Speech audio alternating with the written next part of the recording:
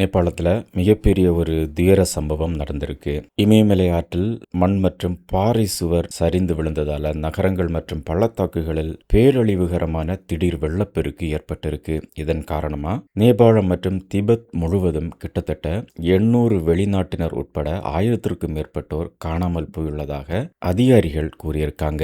புதன்கிழமை காலையில் ஏற்பட்ட பேரிடருக்கு அப்புறமா உயிர் பிழைத்தவர்களை தேடுவதற்கும் அவசரகால பொருட்களை வழங்குவதற்கும் நேபாள மீட்பு படையினர் ஹெலிகாப்டர்களை பயன்படுத்தியிருக்காங்க. மேலும் சடலங்கள் மீட்கப்படுவதால உயிரிழந்தவர்களுடைய எண்ணிக்கை 165 தாண்டும் என எதிர்பார்ப்பதா காவல்துறை தெரிவித்திருக்கு. நேபாளத்தில் காணாமல் போன 826 பேரில் கிட்டத்தட்ட 500 பேர் வெளிநாட்டினர் என காவல்துறை மற்றும் சுற்றுலாத்துறை அதிகாரிகள் தெரிவித்திருக்காங்க.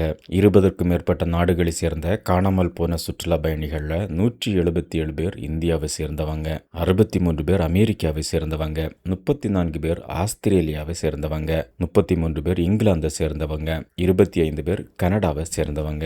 திபெத்தோட கீராங் மாவட்டத்தில் காணாமல் போனவர்களுடைய எண்ணிக்கை 558 இருக்கு.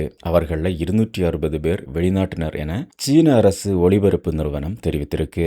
நேபாளம் மற்றும் திபெத்தில் ஏற்பட்ட நில அதிர்வுகளுக்கும் பேரழிவு தரும் பாதிப்புகளுக்கும் பனியாறு சரிவு காரணமாக இருந்ததா அமெரிக்க புவியியல் ஆய்வு மையம் தெரிவித்திருக்கு. ஆரம்பத்தில் நிலநடுக்கமா பதிவான நில அதிர்வு உண்மையில ஒரு பனியாறு சரிவு மற்றும் பாறை சரிவு என்றும் அது கீழ்நிலைகளில் தொடர்ச்சியான பேரழிவு தரும் பாதிப்புகளை ஏற்படுத்தியது எனவும் அமெரிக்க புவியியல் ஆய்வு மையம் தெரிவித்திருக்கு. இதில் பாதிக்கப்பட்டவர்கள் பலர் திபெத்தில் உள்ள உயரமான இடமான கைலாஷ் மானசரோவருக்கு புனித யாத்திரை மேற்கொண்டிருந்தாங்க.